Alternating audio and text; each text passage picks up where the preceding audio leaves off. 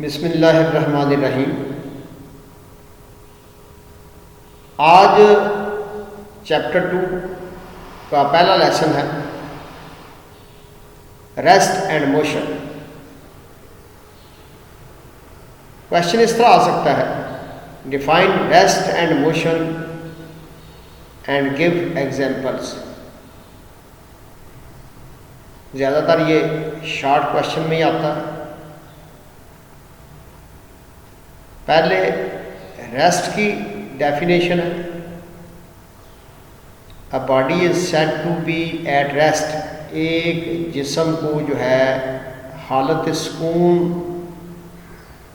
एक जिस्म हालत सुकून में होगा। A body is said to be at rest, एक जिस्म हालत सुकून में होगा if it does not change its position with respect to its surrounding। if it does not change its position, अगर ये अपनी पोजीशन तब्दील ना करे, किसके लिहाज से?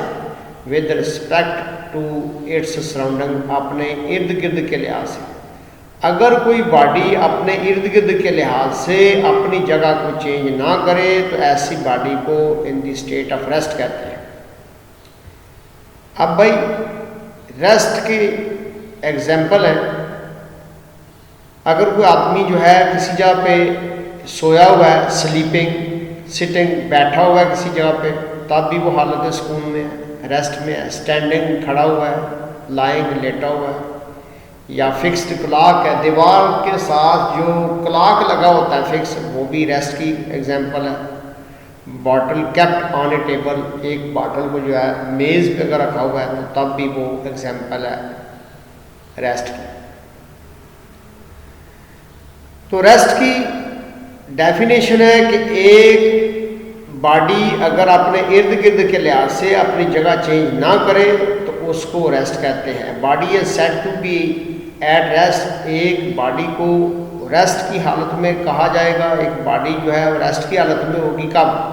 If it does not change its position, अगर ये अपनी पोजीशन को चेंज ना करे with respect to its surrounding, इर्द गिर्द के लिहाज से अपनी कोई जिस्म जो है अगर जो है चेंज ना हो, पोजीशन चेंज ना करे तो उसको रेस्ट कहते हैं।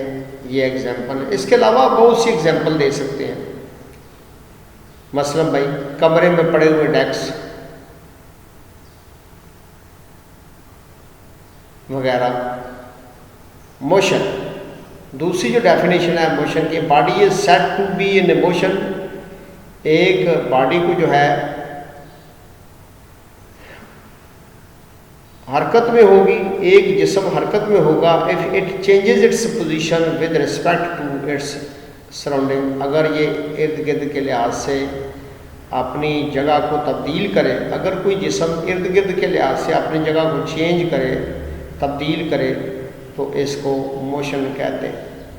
ये जो डेफिनेशन है रेस्ट की और मोशन की, रेस्ट की अगर डेफिनेशन आप याद कर लेते हैं तो मोशन की डेफिनेशन में आपने सिर्फ दो लफ्ज़ जो है वो चेंज करने हैं। एक रेस्ट की जगह मोशन लगा देना है। A body is said to if it does if it, और दूसरा जो है इधर लिखा हुआ था if it does not change its position, तो यहाँ है if it change its position. वो फिक्रा जो है नेगेटिव में है, ये जो है सिंपल है। A body is said to be in motion, एक जिस्म को हालत सुकून में कहा जाएगा, हालत सुकून में होगा if it changes its position with respect to its surrounding, अगर ये इर्द गिर्द के लिहाज से अपनी जगह को तब्दील करे तो ऐसे जिस्म को जो है, ऐसी बॉडी को जो है हम मोशन में कहेंगे। अब इसकी एग्जांपल क्या है? रनिंग, दौड़ना, अगर कोई दौड़ रहा है, साइकिलिंग, साइकिल चलाना, jumping, swimming, playing, moving cars and throwing the balls, ये एग्जांपल है मोशन की। द स्टेट ऑफ रेस्ट और motion of a body is relative. अब रिलेटिव में ये एक एग्जांपल दी गई है, बस के अंदर जो लोग बैठे हुए हैं वो एक दूसरे के लिहाज से वो रेस्ट स्टेट में, जितने भी लोग बस के अंदर बैठे हुए हैं वो रेस्ट की हालत में। अगर उनको अंदर पैसेंजर्स का आपस में कंपैरिजन किया जाए तो वो रेस्ट की हालत में, लेकिन एक बंदा जो है बाहर खड़ा हुआ है तो वो देखता है तो उसके लिहाज से ये जो है वो मोशन की हालत में है। तो ऐसे सिचुएशन को रिलेटिव मोशन कहते हैं। द स्टेट ऑफ रेस्ट और motion of a body is relative होती है कंपैरेटिवली, निस्बतन एक दूसरे के लिहाज से इनकी जो है हरकत। For example a passenger sitting in a moving बस, जो पैसेंजर्स एक चलती हुई बस में बैठे हुए हैं, इज एट रेस्ट, तो वो रेस्ट की हालत में, because he or she is not changing his or her position with respect to the other passengers or objects in the bus। वो जो दूसरे पैसेंजर्स बस में बैठे हुए हैं उनके लिहाज से वो अपनी जगह चेंज नहीं कर रहे, सारे बैठे हुए हैं, सारे फिर रेस्ट स्टेट में हैं। लेकिन बट टू एन ऑब्जर्वर, लेकिन एक देखने वाला, एक मुशाहिदा करने वाला, आउटसाइड द बस, जो बस से बाहर होता है, the passengers and the objects inside the bus are in motion, तो वो जो पैसेंजर हैं बस के अंदर या जो अशिया है बस के अंदर, उसके लिहाज से जो बाहर खड़ा हुआ बंदा है, जो बाहर खड़ा हुआ मुशाहिदा करने वाला है, उसके लिहाज से ये मोशन में पाई जाती हैं, इनकी जो है वो हरकत पाई जाती है।